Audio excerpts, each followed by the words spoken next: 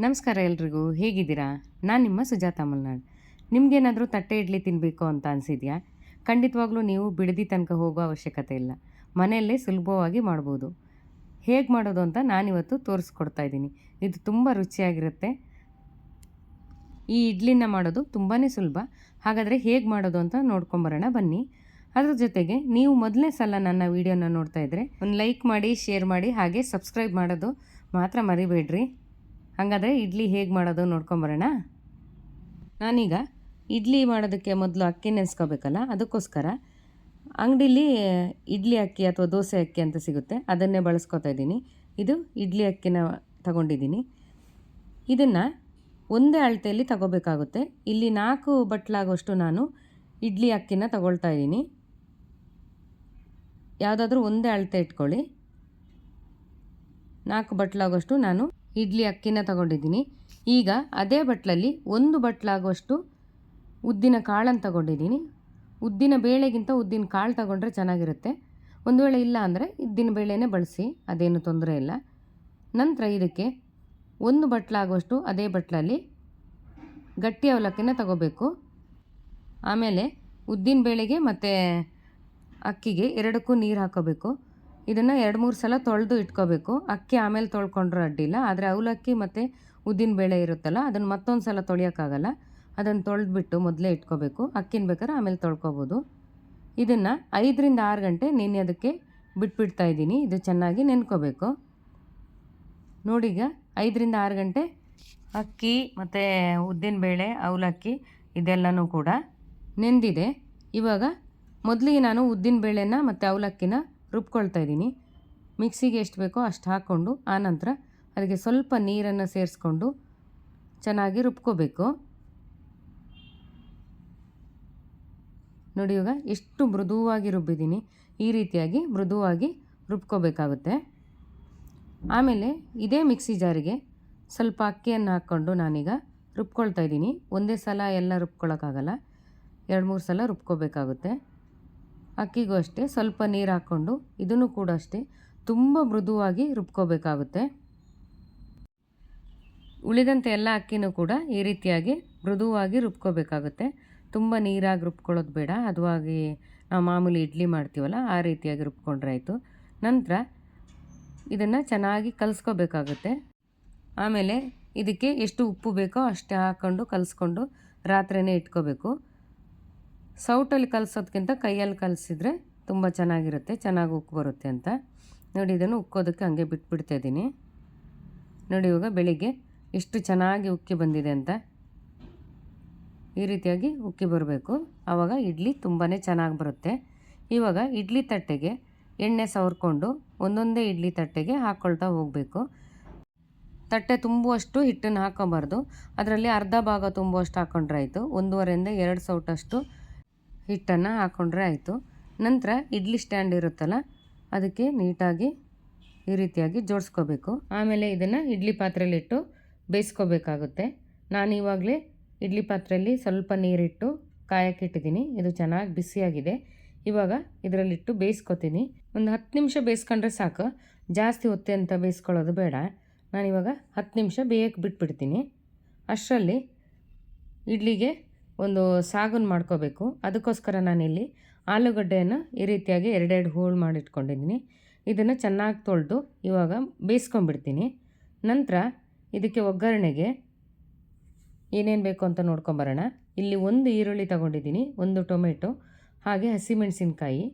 ಅದರ ಜೊತೆಗೆ ನಾನು 1-2 ಚಮಚ ಆಗೋಷ್ಟು ಕಡಲೆ ಹಿಟ್ಟನ್ನು ತಗೊಂಡಿದ್ದೀನಿ.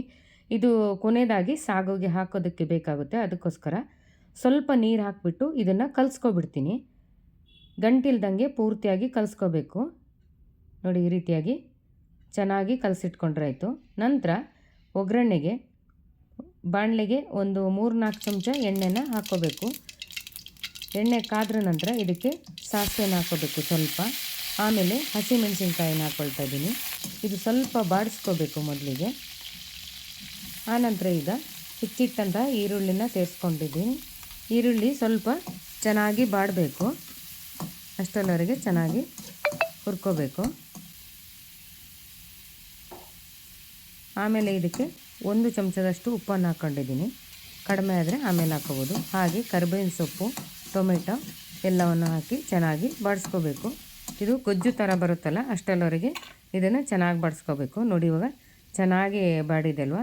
ನಂತರ ಈಗ ಬೇಯಿಸಿಟ್ಟು ಸಿಪ್ಪೆ ತೆಕ್ಕೊಂಡಿರುವಂತಹ ಆಲೂಗಡ್ಡೆನ ಈಗ ಇದಕ್ಕೆ ಪುಡಿ ಮಾಡಿ ಹಾಕ್ಕೊಳ್ತಾ ಇದ್ದೀನಿ. ಕೈಯಲ್ಲಾದರೂ ಪುಡಿ ಮಾಡ್ಕೋಬೋದು, ಇಲ್ಲ ಅಂತಂದರೆ ಚಮಚದಲ್ಲಿ ಮೊದಲೇ ಪುಡಿ ಮಾಡಿಕೊಂಡು ಇಟ್ಕೊಂಡು ಆಮೇಲೂ ಹಾಕ್ಕೋಬೋದು, ಅಡ್ಡಿಲ್ಲ. ಆಲೂಗಡ್ಡೆ ಹಾಕ್ಕೊಂಡಾದ್ರ ಮೇಲೆ ಸ್ವಲ್ಪ ನೀರು ಹಾಕೋಬೇಕು. ಆಮೇಲೆ ಕಡಲೆ ಹಿಟ್ಟು ಕಲಸಿದ್ವಲ್ಲ ಅದನ್ನು ಪೂರ್ತಿಯಾಗಿ ಹಾಕ್ಕೊಂಡು, ಇಷ್ಟು ನೀರು ಸಾಲೋದಿಲ್ಲ, ಇನ್ನೊಂದು ಸ್ವಲ್ಪ ನೀರನ್ನು ಸೇರಿಸ್ಕೋಬೇಕು. ಇದು ಸ್ವಲ್ಪ ತೆಳುವಾಗಿ ಇರಬೇಕು, ಯಾಕೆಂದರೆ ಕಡಲೆ ಹಿಟ್ಟು ಹಾಕಿದ್ವಲ್ಲ ಆಮೇಲೆ ಇದು ಗಟ್ಟಿಯಾಗುತ್ತೆ.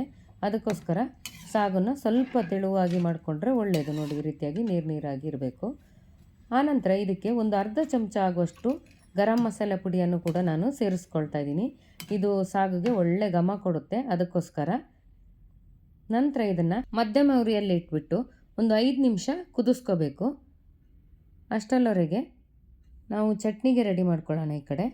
ಅದಕ್ಕೋಸ್ಕರ ನಾನು ಇಲ್ಲಿ 4-5 ಎಸಳು ಬೆಳ್ಳುಳ್ಳಿ ತಗೊಂಡಿದ್ದೀನಿ, ಸ್ವಲ್ಪ ಅರ್ಧ ಇಂಚಾಗೋಷ್ಟು ಶುಂಠಿ, ಒಂದು ಈರುಳ್ಳಿ ತಗೊಂಡಿದ್ದೀನಿ, ಹುಣಸೆಹಣ್ಣು, ಕೊತ್ತಂಬರಿ ಸೊಪ್ಪು, ಹಾಗೆ ಒಂದು ಟೊಮೆಟೊನ ಕೂಡ ತಗೊಂಡಿದ್ದೀನಿ. ಇದನ್ನೀಗ ಹುರ್ಕೋಬೇಕಾಗುತ್ತೆ. ಅದಕ್ಕೆ ಒಂದು ಬಾಣಲೆಗೆ ಎಣ್ಣೆ ಹಾಕ್ಬಿಟ್ಟು ಮೊದಲಿಗೆ ನಾನು ಈರುಳ್ಳಿನ ಹಾಕ್ಕೊಂಡು ಚೆನ್ನಾಗಿ ಬಾಡಿಸ್ಕೊಬಿಡ್ತೀನಿ. ಇದು ತುಂಬ ಚೆನ್ನಾಗಿ ಬಾಡಬೇಕು.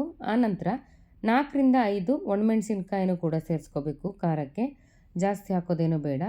ಅದರ ಜೊತೆಗೇ ಟೊಮೆಟೊನೂ ಕೂಡ ಹಾಗೆ ಬೆಳ್ಳುಳ್ಳಿ ಮತ್ತು ಶುಂಠಿನೂ ಕೂಡ ಹಾಕೋಬೇಕು.